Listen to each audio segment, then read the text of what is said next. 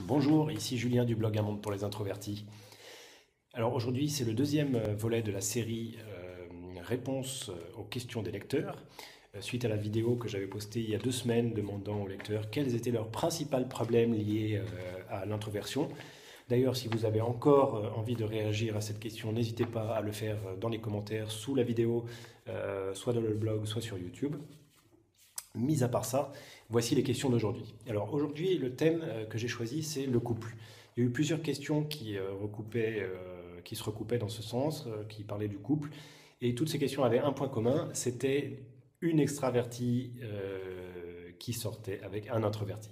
Et comment communiquer avec lui, comment faire pour qu'il ne reste pas trop dans sa bulle sans pour autant l'étouffer avec un flot de paroles continue et angoissante pour l'introverti.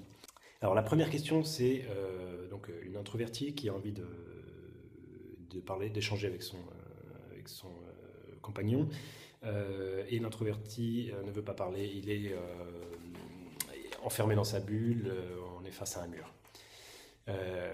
Apparemment, la situation est souvent en fin de journée, après le travail, quand l'introverti n'en peut plus. Voilà, et la deuxième question, c'est donc une extravertie qui vit avec un introverti, enfin qui ne vivent pas forcément ensemble, et l'introverti a envie tout le temps d'être seul et n'a pas envie de se voir. La communication se passe essentiellement par écrit. Voilà. Est-ce que c'est normal? Est-ce que c'est lié à l'introversion? On va en parler tout de suite. Voilà, donc revenons à la première question. La première question, donc, c'est une extravertie qui vit avec un introverti et on est face à un mur. L'introverti ne veut pas parler le soir en revenant du travail, il est fatigué, etc. Typiquement, un introverti qui a passé une journée très fatigante, a parlé beaucoup au bureau par exemple, avec beaucoup de contacts humains, le soir en rentrant chez lui, il a besoin d'un peu de solitude, d'un peu de calme et de se ressourcer, de ressourcer son énergie, hein. Comme on le dit beaucoup sur le blog, les introvertis ressourcent leur énergie dans le calme et la solitude. Donc, a priori, après avoir passé une journée avec plein de stimuli, plein de challenges pour eux, de discuter avec plein de gens, d'être dans un environnement un peu difficile du bureau, le soir, ils ont besoin un peu de se retrouver calme. Après, est-ce que c'est vraiment, est-ce qu'il y a que les introvertis qui font ça? Je pense qu'il y a beaucoup de gens qui ont besoin le soir, après une journée difficile, de se reposer, même les extravertis. Donc on en revient à la notion dans une des premières vidéos que j'ai postées, qui s'appelle la définition de l'introversion, euh, où finalement la question n'est pas vraiment de savoir si la personne est introvertie ou pas, la question est de voir s'il a besoin de se ressourcer dans la solitude, euh, un petit peu, beaucoup. Donc si la personne est plutôt extravertie, ce sera un petit peu, si la personne est très introvertie, ce sera beaucoup. Mais donc dans tous les cas, cette personne en rentrant chez elle, elle a besoin de calme et de se ressourcer. Donc la question, c'est comment rétablir la communication. Déjà, moi, ce qui me vient tout de suite à l'esprit, c'est est-ce que c'est le meilleur moment pour établir la communication le soir en rentrant du travail? Pas forcément, hein. Donc il y a un truc qui est assez efficace, c'est de prendre rendez-vous tout simplement avec son conjoint pour en discuter. Pour moi, c'est vraiment important d'en parler. Dis-moi quand tu veux. Et là, c'est à lui de dire quand il veut en parler. Et ça permet de. C'est lui qui maîtrise le moment où il aura vraiment envie d'en parler. Alors, on en vient à la deuxième question. Et la deuxième question, c'est donc un couple, une femme extravertie, un homme introverti. Ils ne vivent pas ensemble et l'introverti a pas très envie et pas très entreprenant pour voir l'autre personne. Alors, au premier abord, j'aurais envie de dire ça n'a rien à voir avec l'introversion, parce que typiquement, un introverti, il n'a pas envie d'être tout le temps seul. On adore être en couple. Moi, je suis très introverti et j'aime beaucoup être en couple. J'aime beaucoup passer des moments avec ma femme, être tranquille dans le salon, avoir des discussions profondes. C'est quelque chose qui me repose beaucoup, euh, parfois plus que d'être seul. On en parle beaucoup aussi sur mon blog. Il n'y a pas que la solitude. Les introvertis, c'est pas des ermites dans la montagne quelque part là-haut. C'est aussi des gens qui aiment discuter, qui aiment s'asseoir dans un café et discuter avec un ami.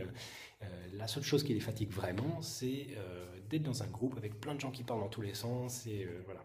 Donc typiquement une réunion au travail, une réunion avec des amis le soir, ça ils aiment aussi, mais c'est fatigant pour eux. Donc ne pas avoir envie de voir son ami, je pense pas que ce soit lié à l'introversion. Alors après, il peut y avoir autre chose. Il peut y avoir autre chose qui est liée à l'introversion, et cette chose, ça peut être que la personne a vraiment énormément besoin d'être seule chez lui. Euh, alors peut-être que d'autre part dans sa vie, il a énormément de stimuli externes, de rencontres, etc., qu'il a tellement qu'ensuite il a horreur de sortir chez lui. Alors ça pourrait être, une raison d'introverti de ne pas vouloir trop sortir. Quoi qu'il en soit, encore une fois, tout est dans la communication. Je pense que la meilleure façon de le savoir, c'est d'en parler, de poser la question ouvertement. Pourquoi tu ne veux pas me voir? Est-ce que c'est que tu as envie d'être seul? Et si la personne n'est pas ouverte à la conversation orale, ne pas hésiter à y aller par écrit, hein, ou à se donner rendez-vous, encore une fois, pour en parler. Euh, Lui proposer de faire le test, est-ce que c'est ça, est-ce que c'est pour ça, est-ce qu'il se reconnaît dans le test introverti, extraverti, est-ce qu'il est vraiment introverti, est-ce que c'est pour ça qu'il a besoin d'être seul. Voilà pour aujourd'hui, donc j'ai essayé de répondre à ces deux questions.